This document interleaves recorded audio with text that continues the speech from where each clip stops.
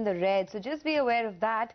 There is some selling pressure that's kicking in for the banks for sure. Yes Bank is down about 0.5%. You have names like Axis Bank and IndusInd that are also slightly in the red. So yes, the market is just buying time, hovering around that 8,000 mark. But let's get a world view now. Medha Samant, the Investment Director, Asia Pacific Equities at Fidelity Investments, joins us now to give us her view on the markets and what she expects from here. Medha, hi, good morning. Thank you for being with us. I was just going through your note where you say that China's pain is India's gain. Just explain what your view on both China and India is and what the expectation is for the financial markets in both of these economies. Sure. It's a very topical sort of thing to be talking about China and India today.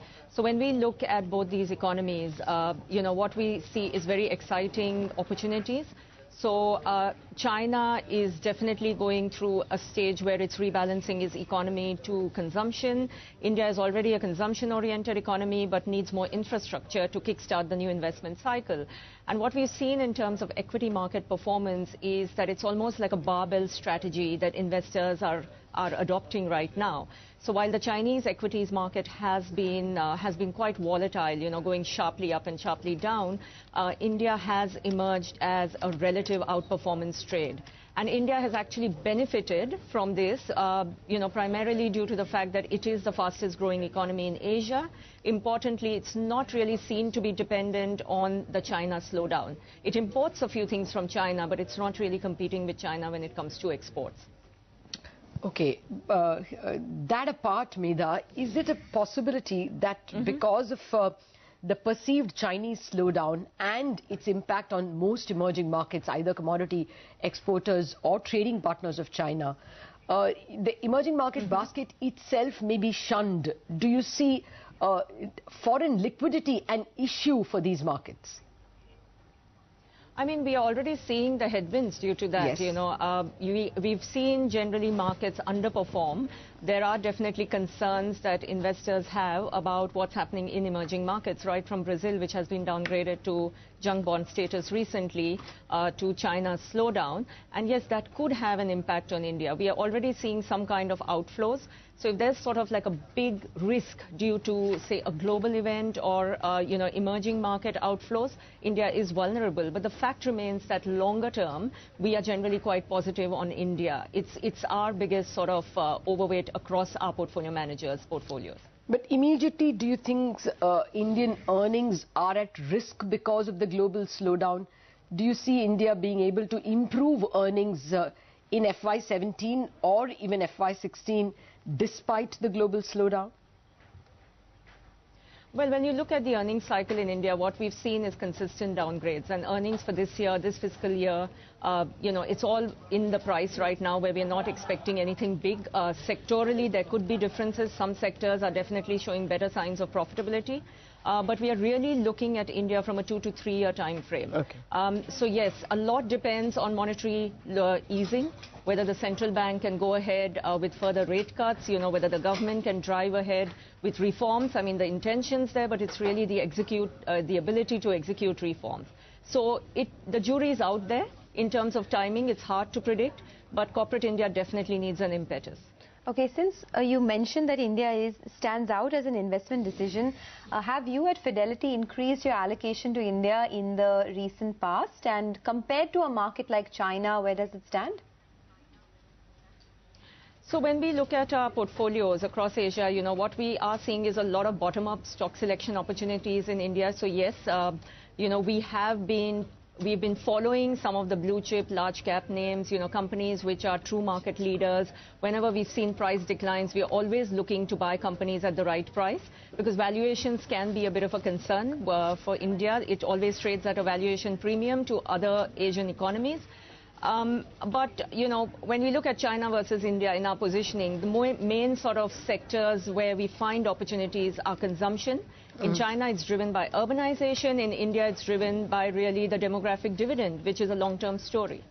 So you said large, you're looking at select large caps. Which ones would you be looking at lately?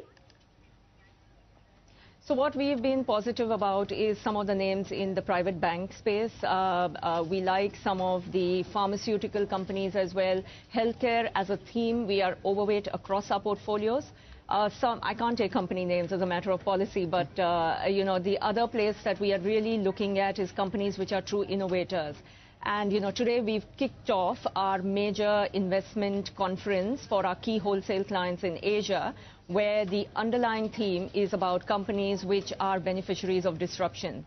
So whether, you know, opportunities in the media sector, in the technology sector, automation, or even some of the pharmaceutical names in India. Oh, that's interesting. Actually, one of the big disruptive factors is, you know, the bunch of payment bank licenses and small bank licenses. So is there anything that you like in this entire space? Banking, non-banking, public, private? Yeah, so we do like the financial space in India, and as I said, we are overweight the private banks. In the payment banking system, definitely the sector as a whole is evolving. It's quite exciting. I was in India on the ground 2 weeks back attending a major investor conference, and you know, it was all about payment banking. From a listed opportunity space, currently we would be conscious of you know, what's available in terms of investability, in terms of liquidity, but we are really watching this space carefully in terms of evolution of the whole banking system. So NBFCs you like? Well, we do like, yes, we do like select names in the NBFC space. Okay, you were talking about the consumption story as well, but in your note you have alluded to the risk of a below normal monsoon, which is the case at this point. Yes. So how would you approach some of these FMCG stocks? Sure. So when we look at consumer names across the board, one thing we are quite conscious about is valuation. So, you know, the consumer as a whole in Asia, stocks are trading at very expensive valuations, so we are careful about that. But if we see a drop down in prices, it's an opportunity to buy. Our on-the-ground research team in India is constantly giving us opportunities. What we like really is those companies which are beneficiaries of urban demand. So yes, rural demand could slow down because of below normal monsoons. But, you know, if we do find names which are beneficiaries of urban demand, of rising incomes, then we would be positive on those names at the right price, so to say. Okay. Medha, you're obviously focused also on September 29th, the RBI's monetary policy. Chances are there will be a cut, but it will also be a hawkish cut, accompanied by language that there isn't so much more space. If that were indeed the case, will that affect the amount of money you will invest? See, I mean, what we are really watching directionally is the fact that India is on a rate cut cycle. So, yes, I mean, you know, it would be encouraging to see a sort of a more chunky cut in rates. But as of now, consensus all points to a 25 basis points cut. In any case, as long as we continue to see monetary loosening, we will feel encouraged because inflation's under control for now. You know, India is a beneficiary of falling commodity prices. So those, as long as these macro factors are in the country's favor, we remain positive.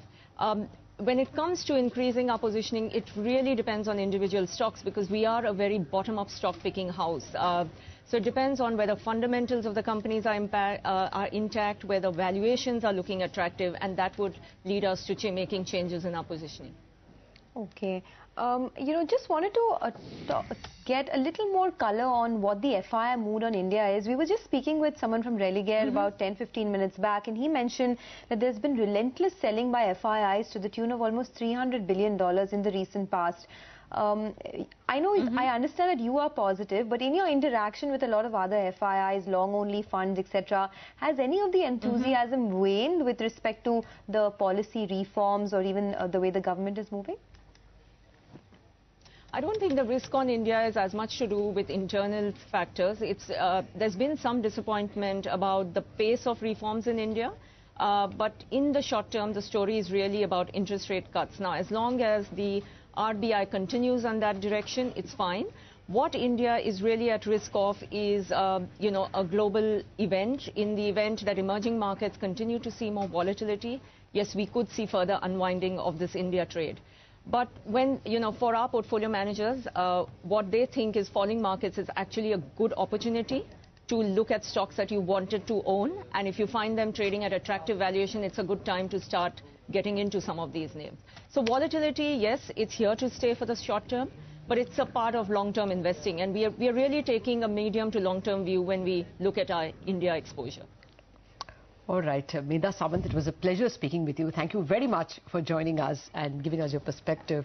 And thank you. India versus China and India in the global space. Well, that's one very important global FII view that you are getting. Let's get you some more, listening to more